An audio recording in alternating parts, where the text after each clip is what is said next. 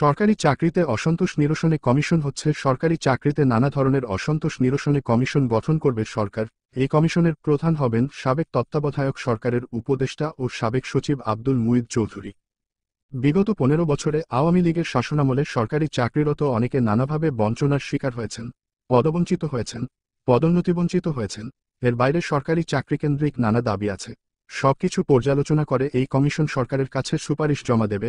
সরকার নিজের সামর্থ্য অনুযায়ী এবং সহমর্মিতার সঙ্গে সুপারিশগুলো বিবেচনা করবে। গত বৃহস্পতিবার উপদেষ্টা পরিষদের বৈঠকে বিষয়টি আলোচনা হয়েছে।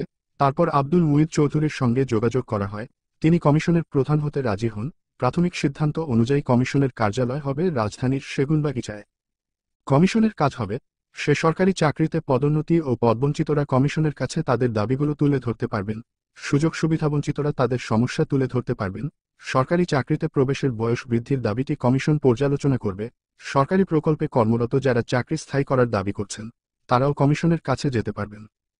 সরকারি চাকরি সংক্রান্ত অন্যান্য কিছু বিষয় নিয়েও কাজ করবে এই কমিশন, তবে কার্যপরিধি কমিশন গঠনের প্রজ্ঞাপনে স্পষ্ট করে বলে দেওয়া হবে।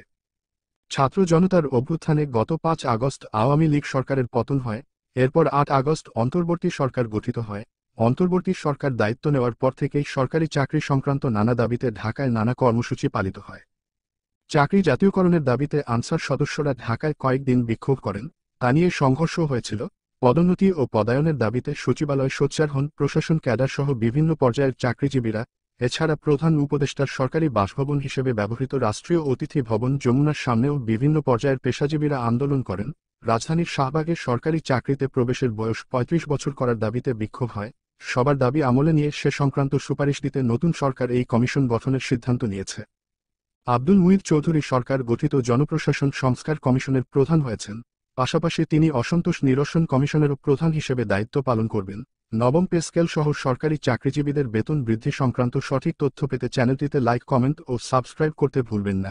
ধন্যবাদ।